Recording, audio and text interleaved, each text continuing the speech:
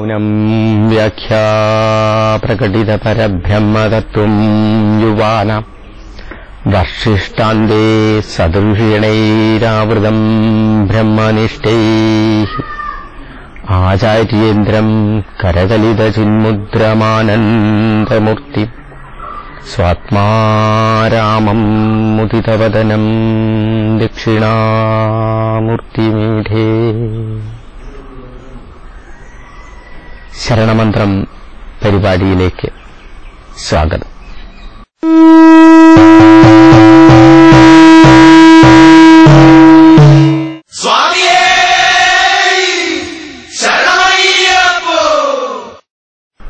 ക്ഷേത്രദർശനം നടത്തുന്ന സമയത്ത് നമ്മൾ പാലിക്കേണ്ട വ്യക്തിപരമായ ശുചിത്വത്തിനെക്കുറിച്ചാണ് നമ്മൾ പറഞ്ഞത്. ശബരിമല പോലെയുള്ള ലക്ഷക്കണക്കിന് ആളുകൾ എത്തിച്ചേരുന്ന ഒരു സ്ഥലത്ത് ശുചിത്വമാർന്നതായി നിലനിർത്തുക എന്നുള്ളതിൽ കേവലം ഒരു ദേവസ്വം ബോർഡോ ഇല്ലെങ്കിൽ അവിടെയുള്ള പ്രവർത്തകരോ വിചാരിച്ചതുകൊണ്ട് മാത്രം നടക്കുന്നതല്ല. വ്യക്തിപരമായ ശുചിത്വത്തിനോടൊപ്പം തന്നെ സാമൂഹ്യ ശുചിത്വവും വളരെ പ്രധാനപ്പെട്ടതാണ്. ക്ഷേത്രദർശനത്തിനോട് ബന്ധപ്പെട്ട് നമ്മൾ വ്യക്തിപരമായ ശുചിത്വത്തിനോടൊപ്പം പറയാറുള്ളത് കാലികമായ ശുചിത്വമുണ്ട്, അല്ലെങ്കിൽ സമയപരമായിട്ടുള്ളൊരു ശുചിത്വം നമ്മൾ പാലിക്കേണ്ടതുണ്ട്. അതിനോടൊപ്പം മറ്റൊന്ന് നമ്മൾ പാലിക്കേണ്ടത് കാലികമായിട്ടുള്ള ശുചിത്വമാണ്. കാലത്തിനനുസരിച്ച് നമുക്ക് ശുചിത്വത്തിൽ വ്യത്യാസങ്ങൾ ഉണ്ടായിരിക്കും.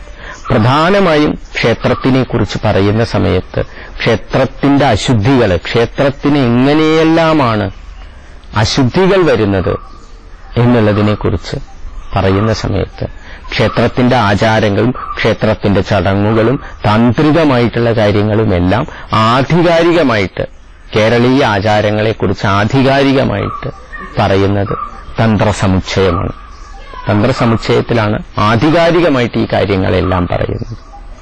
തന്ത്രസമുച്ചയത്തിൽ ക്ഷേത്രത്തിന് എങ്ങനെയാണ് അശുദ്ധി ഉണ്ടാവുന്നത് എന്നുള്ളതിനെക്കുറിച്ച് പറയുന്ന ഭാഗത്ത് പറയുന്നത് ക്ഷേത്രേ മൃദുർ ജനനമങ്കണ മണ്ഡപാദോ മൂത്രാസൃഗാധിപതനം പതിതാദിവേശ എന്നു മുതലുള്ള ഒരു ശ്ലോകത്തിലാണ് അത് പറയുന്നത്. ശ്ലോകം ഒരുപാട് നീണ്ടു കിടക്കുന്നുണ്ട്. ക്ഷേത്രേ മൃദുർജനനമങ്കണ മണ്ഡപാദൗ മൂത്രാസൃഗാധിപതനം പതിതാദിവേശ സോലൂക രുദ്രകരടശ്വരോഷ്ട്രകോല കൊഷൃക്ഷഡുണ്ടുപുരസ്സര ഗർഭവേശ.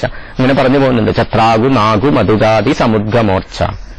അവിടെ പറയുന്ന സമയത്ത് പറയുന്നു ക്ഷേത്രേ മൃദുർജനനമങ്കണ മണ്ഡപാദൗ മൂത്രാസൃഗാധിപതനം പതിതാദിവേശ. ക്ഷേത്രത്തിൽ മൃതി ഉണ്ടാവാൻ പാടില്ല, ക്ഷേത്രയെ മൃദു ജനനം ഉണ്ടാവാൻ പാടില്ല, അത് ക്ഷേത്ര പരിസരത്ത് ഉണ്ടാവാൻ പാടില്ല എന്ന് പറയുന്നത്. അങ്കണ മണ്ഡപാദവും മൂത്രം പതിക്കാൻ പാടില്ല, വിസർജ്യങ്ങൾ ക്ഷേത്രത്തിനകത്ത് ഉണ്ടാവാൻ പാടില്ല. അസൃക് എന്ന് പറഞ്ഞാൽ രക്തമാണ്, രക്തം ക്ഷേത്രത്തിനകത്ത് പതിക്കാൻ പാടില്ല. അത് ഓരോ ക്ഷേത്ര രീതിക്കനുസരിച്ച്, കൗളാചാരത്തിലുള്ള ക്ഷേത്രങ്ങളിൽ ബലി ഒരു ആരാധനയായിത്തീരുന്ന ഒരവസ്ഥ നമ്മൾ കാണുന്നുണ്ട്. അത് വേറെ ഒരു ഭാഗമാണ്. സമയാചാരവുമായി ബന്ധപ്പെട്ട കാര്യങ്ങളാണ് നമ്മൾ ഇപ്പൊ പറഞ്ഞുകൊണ്ടിരിക്കുന്നത്. അങ്ങനെ വരും അസൃക്, ആ ബലിസമയത്തല്ലാതെ അവിടെ, അല്ലെങ്കിൽ ആ കുരുതി സമയത്തല്ലാതെ അവിടെ ക്ഷേത്രത്തിൽ രക്തം വീഴുന്നത് നല്ലതല്ല എന്നാണ് പറയുന്നത്. ക്ഷേത്രേ മൃദുർജനന മങ്കണ മണ്ഡപാദവും മൂത്രാസൃഗാധിപതിത പതിതാദിവേശ. പതിതാദിവേശത്തിനെ കുറിച്ച് പറയുന്നുണ്ട്. അത് വളരെ പ്രധാനപ്പെട്ട ഒരു കാര്യമാണ്. അത് നമ്മുടെ സമൂഹത്തിനിടയിൽ കൃത്യമായിട്ടുള്ളൊരു ധാരണ ഇല്ലാത്തതുമായിട്ടുള്ള ഒരു കാര്യമാണ്. എന്താണ് പതിതാദിവേശം? നമ്മൾ സാധാരണ പറയാറുണ്ട് പുലയുള്ളവ ക്ഷേത്രത്തിൽ വരാൻ പാടില്ല. ആർക്കാണ് പുലയുണ്ടാവുന്നത്? എങ്ങനെയാണ് പുലയുണ്ടാവുന്നത്? ഇത് വളരെ വിശാലമായ ഒരു വിഷയമാണ്. എങ്ങനെയാണ് ഒരാള്, നമ്മൾ സാധാരണ പറയാറുണ്ട് മരിച്ചു കഴിഞ്ഞാൽ ഇത്ര ദിവസം പുല, ഇത്ര ദിവസം ക്ഷേത്രത്തിനകത്ത് പ്രവേശിക്കാൻ പാടില്ല. മരിച്ചു കഴിഞ്ഞാൽ എന്താണ് ക്ഷേത്രത്തിൽ, ആ വീട്ടിലുള്ള ആളുകൾ ക്ഷേത്രത്തിൽ പോകാൻ പാടില്ല എന്ന് പറയുന്നത് എന്തുകൊണ്ടാണ്? അത് എത്ര ദിവസമാണ്? അതിനെക്കുറിച്ചും ധാരാളം തർക്കങ്ങൾ, അല്ലെങ്കിൽ ധാരാളം ഓരോ സ്ഥലത്തിൽ പ്രയാസങ്ങൾ വരുന്നത് നമ്മൾ കാണുന്നുണ്ട്. അപ്പോ എന്താണ് നടക്കുന്നത്? മരിച്ചു കഴിഞ്ഞാൽ ഒരു വീട്ടിലുള്ളവർക്ക് എന്താണ് സംഭവിക്കുന്നത്? എന്തുകൊണ്ടാണ് അവർ ക്ഷേത്രത്തിൽ പോകാൻ പാടില്ല എന്ന് പറയുന്നത്? മരണം എന്ന് പറയുന്നത് എന്താണ്? മരിച്ചു കഴിഞ്ഞാൽ പിന്നീട് എന്തെങ്കിലും ഉണ്ടോ? പിന്നീട് എന്തെങ്കിലും ആ ആത്മാവിന് എന്തെങ്കിലും സംഭവിക്കുന്നുണ്ടോ? വളരെ വലിയ ഒരു വിഷയമാണത്. അപ്പോ നമ്മൾ അതിനെക്കുറിച്ച് നമ്മൾ ആലോചിക്കുമ്പോൾ ഇത് നമ്മുടെ മാത്രമല്ല, പലരും ഇതിനെക്കുറിച്ച് ആലോചിച്ചിട്ടുള്ളതാണ്. അങ്ങനെ ആലോചിക്കുന്ന സമയത്ത് ശാസ്ത്രവും ഇതിനെക്കുറിച്ച് ധാരാളം ആലോചിച്ചിട്ടുള്ളതാണ്. എന്താണ് ഒരാളുടെ മരണസമയത്ത് സംഭവിക്കുന്നത് എന്നുള്ളതിനെക്കുറിച്ച് ധാരാളം ആലോചിച്ചിട്ടുള്ളതാണ്. വിദേശ് ഡൈജസ്റ്റ് ഒക്കെ അതിനെക്കുറിച്ച് ഒരു നമ്മൾ കവർ സ്റ്റോറി തന്നെ അതിനെക്കുറിച്ചായിരുന്നു. ലൈഫ് ആഫ്റ്റർ ഡെത്ത്, എന്താണ് മരണത്തിന് ശേഷം ഉള്ള ജീവിതം എന്നുള്ളതിനെക്കുറിച്ച് അവരുടെ ആ ലേഖനത്തിൽ തന്നെ, അവരുടെ ആ ലേഖന പരമ്പരയിൽ തന്നെ പറഞ്ഞ കാര്യങ്ങൾ. അതായത് NDE എന്ന് പറയുന്ന ഒരു ലോകത്ത് മുഴുവൻ നിലനിൽക്കുന്ന ഒരു സംഘടനയുണ്ട് എന്നാണ് അവിടെ പറഞ്ഞത്. അതിൽ പറഞ്ഞിട്ടുണ്ടായത് NDE എന്ന് പറഞ്ഞു കഴിഞ്ഞാൽ അതൊരു പ്രത്യേക അനുഭവമുണ്ടായ ആളുകളുടെ ഒരു സംഘടനയാണ്.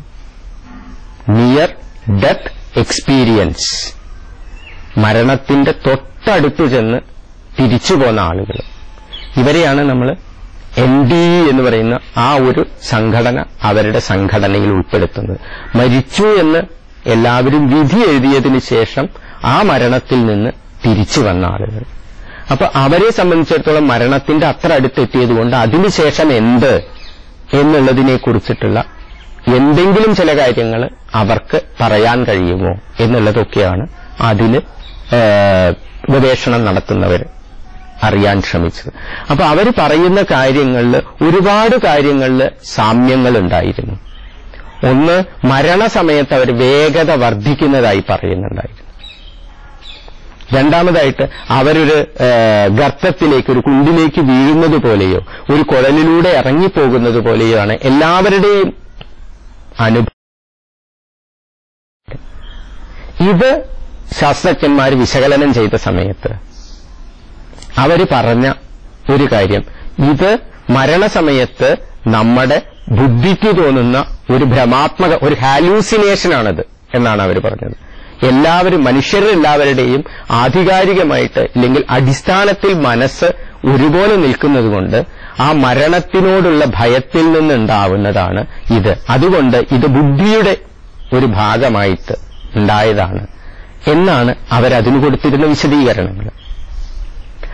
അതിനുശേഷം പിന്നെയാണ് വളരെ രസകരമായൊരു സംഭവം ഉണ്ടാവുന്നത്. ഇംഗ്ലണ്ടിലുള്ള ജൂലിയ എന്ന് പറയുന്ന ഒരു സ്ത്രീ ഒരു കാർ ആക്സിഡന്റിൽ, ആ ലേഖനം എടുത്തു നോക്കിയാൽ നമുക്കറിയാം, ആ കാർ ആക്സിഡന്റിൽ മരണത്തിന്റെ വളരെ അടുത്തെത്തുകയും അവരുടെ മസ്തിഷ്കം തന്നെ മുഴുവനായിട്ട് മൃതിയിലെത്തുകയും അവരെ വെന്റിലേറ്ററിൽ പ്രവേശിപ്പിക്കുകയും ചെയ്യുന്നു. ഇന്ന് നമ്മൾ സാധാരണ കാണുന്ന വെന്റിലേറ്ററിൽ പ്രവേശിപ്പിക്കലാണ്.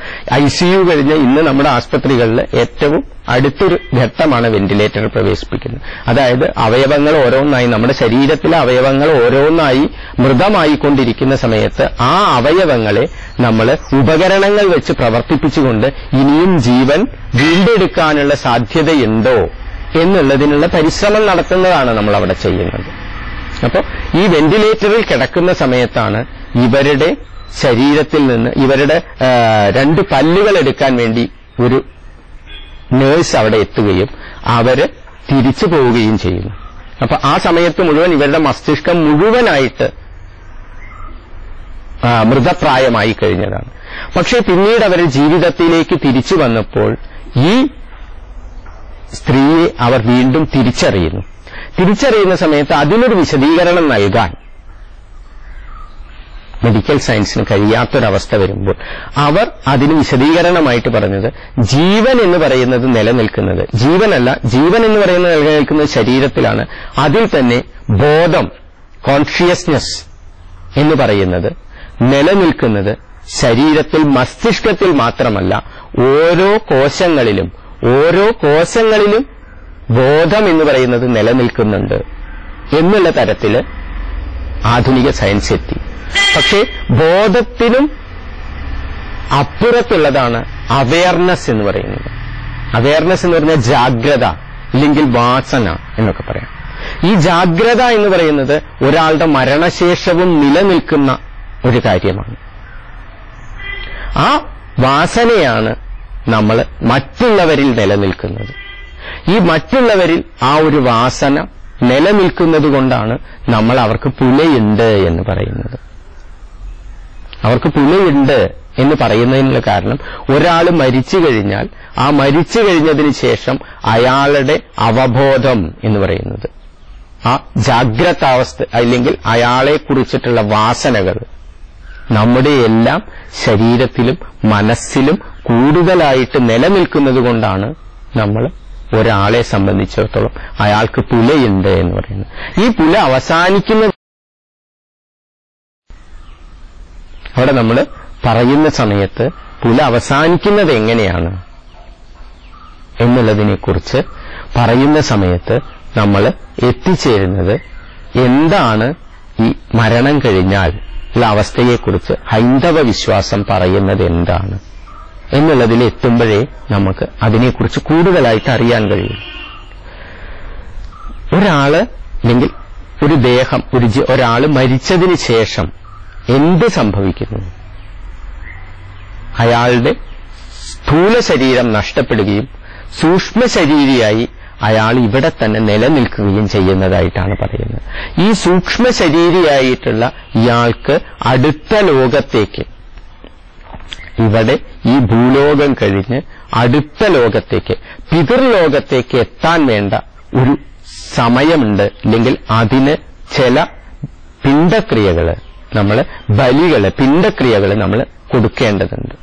ഈ പിണ്ടക്രിയകള് നമ്മൾ ഷോഡശ പിണ്ടമാണ് നമ്മൾ പറയുന്നത്. 16 പിണ്ടം വെച്ചു കഴിഞ്ഞാലേ സപിണ്ഡം എന്ന് പറഞ്ഞ് ഇതിനെ ആ യമലോകത്തേക്ക് മൃത്യുലോകത്തേക്ക് ഉയർത്താൻ കഴിയൂ എന്നാണ് പറയുന്നത്. ഈ ഷോഡശ പിണ്ടവുമായി ബന്ധപ്പെട്ടാണ് നമ്മുടെ പുലയാചാരം വരുന്നത്.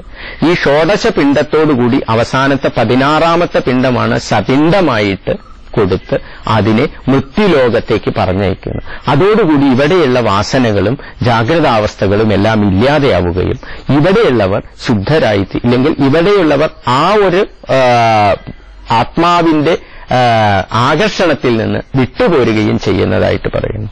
പലപ്പോഴും നമ്മൾ പുല ആചരിക്കുമ്പോൾ നമ്മൾ 16 ദിവസം അല്ലെങ്കിൽ 15 ദിവസത്തിന് ശേഷം 16ാമത്തെ ദിവസം പുല വീടുന്നതായിട്ട് നമ്മൾ പറയാറുണ്ട്. അതിനുള്ള കാരണം ഈ ഷോഡശ പിണ്ഡം നമ്മൾ കൊടുക്കുന്ന, ഷോഡശം എന്ന് പറഞ്ഞാൽ 16 പിണ്ഡം നമ്മൾ കൊടുക്കുന്നത് കൊണ്ടാണ് അത്തരത്തിൽ പറയുന്നത്. അത് പലപ്പോഴും പല വർണ്ണങ്ങളിലും പല ജാതികളിലും പല രീതിയിലാണ്. ഇപ്പൊ ബ്രാഹ്മണർക്ക് 10 ദിവസം കൊണ്ട് പുല വീടുന്നുണ്ട്.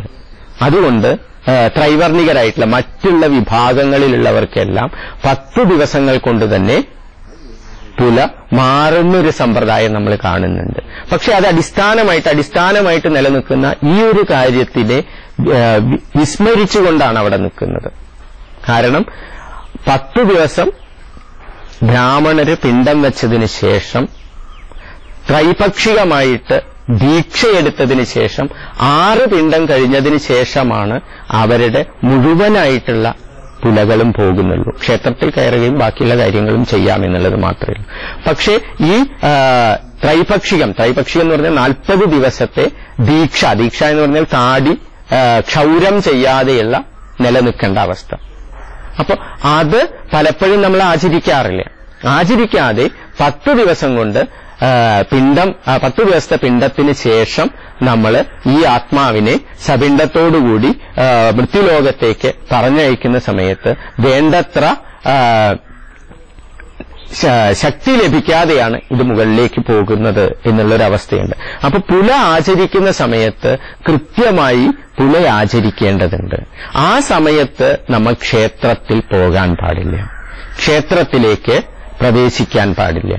ആ സമയം വളരെയധികം നമ്മൾ ശ്രദ്ധിച്ച് നമ്മൾ ക്ഷേത്രപരമായിട്ടുള്ള കാര്യങ്ങളിൽ ഇടപെടുന്നത് ആ ക്ഷേത്രത്തിന് അശുദ്ധി ഉണ്ടാക്കും. അതാണ് പ്രധാനപ്പെട്ട അവിടെ പറയുന്ന കാര്യം. ക്ഷേത്രത്തിന് അശുദ്ധി ഉണ്ടാവാനുള്ള പ്രധാനപ്പെട്ട ഒരു കാര്യം. ഇത് ചിലപ്പോൾ നമ്മൾ അറിയാതെ പോകുന്നുണ്ടാവാം. അറിയാതെ പോകുന്നതിന് ഇപ്പോ എല്ലാ വീടുകളും പല വീടുകളിലും അതിന്റെ ആ കൂട്ടുകുടുംബ വ്യവസ്ഥ മാറുകയും അണുകുടുംബങ്ങൾ വരികയും ഒക്കെ ചെയ്തതിന്റെ ഫലമായിട്ട് ഇന്ന് നമ്മൾ നമ്മുടെ കുടുംബത്തിലെ എവിടെയൊക്കെ എന്തൊക്കെ നടന്നിട്ടുണ്ട് എന്നുള്ളതിനെക്കുറിച്ച് കൃത്യമായി അറിയാത്തതുകൊണ്ട് പോകുന്നുണ്ടാവാം. അല്ലാതെ അറിഞ്ഞതിന് ശേഷം പോകുന്നത് എന്തുകൊണ്ട് തന്നെയായാലും അതൊരു തെറ്റായിട്ട് തന്നെ വേണം നമ്മൾ കരുതാൻ. ഇതേപോലെ തന്നെ നമ്മൾ ഒരു ശബരിമലയ്ക്ക് മാല ഇടുന്ന സമയത്ത് ഒരു പെല വന്നാൽ ആ പെല ആ ശബരിമലയ്ക്ക് മാലയിട്ട ആള് അനുഷ്ഠിക്കേണ്ടതില്ല എന്നുള്ളതാണ് പറയുന്നത്. നമ്മുടെ ആചാരങ്ങളിൽ പറയുന്നത് അതാണ്.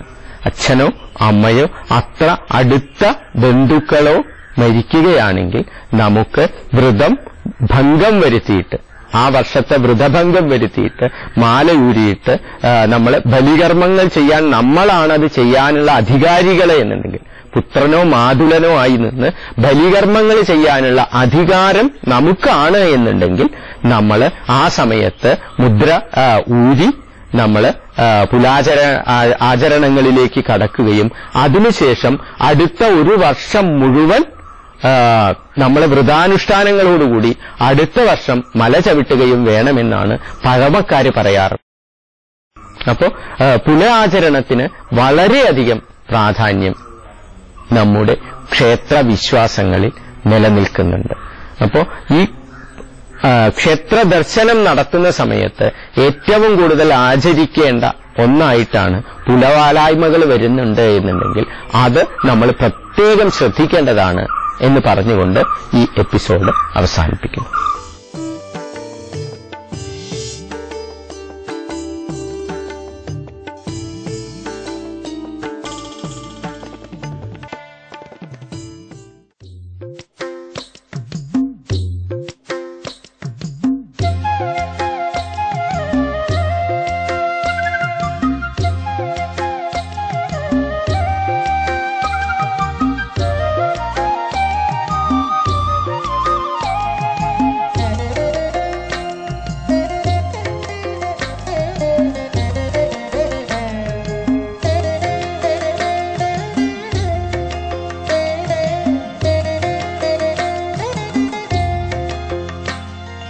ഗുരുസ്വാമി നിനച്ചാൽ ഞാൻ ചിറകേറി ചെല്ലും, ചിറകില്ലാ നേരത്തും മലകേറിപ്പോകാൻ വഴി കാട്ടിയ യുഗപുരുഷൻ ഗുരുവാണെന്നയ്യൻ. അരുൾവായ് മൊഴി പൊരുളായി വരും തുണയാണെന്നയ്യൻ. ഗുരുസ്വാമി നിനച്ചാൽ ഞാൻ ചിറകേറി ചെല്ലും, ചിറകില്ലാ നേരത്തും മലകേറിപ്പോകാൻ വഴി കാട്ടിയ യുഗപുരുഷൻ ഗുരുവാണെന്നയ്യൻ. അരുൾവായ് മൊഴി പൊരുളായി വരും തുണയാണെന്നയ്യൻ.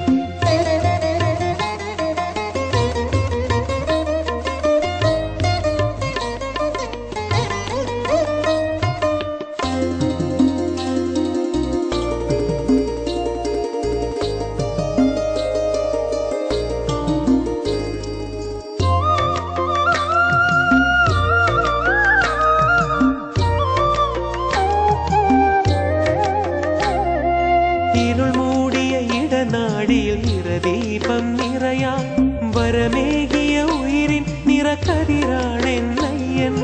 ഇരുൾ മൂടിയ ഇടനാഴിയിൽ നിറദീപം നിറയാൻ വരമേകിയ ഉയിരിൻ നിറക്കതിരാണെന്നയ്യൻ. ഗുരുപാദമുടണയാനൊരു സുഹൃത സുഖം വേണം, ഗുരുദക്ഷിണയേകാനൊരു തളിർ വെറ്റില വേണം, ഗുരുദക്ഷിണയേകാനൊരു തളിർ വെറ്റില വേണം. ഗുരുസ്വാമി നിനച്ചാൽ ഞാൻ ചിറകേറി ചെല്ലും, ചിറകില്ലാ നേരത്തും മലകേറിപ്പോകാൻ വഴി കാട്ടിയ യുഗപുരുഷൻ ഗുരുവാണെന്നയ്യൻ. അരുൾവായ് മൊഴി പൊരുളായി വരും തുണയാണെന്നയ്യൻ.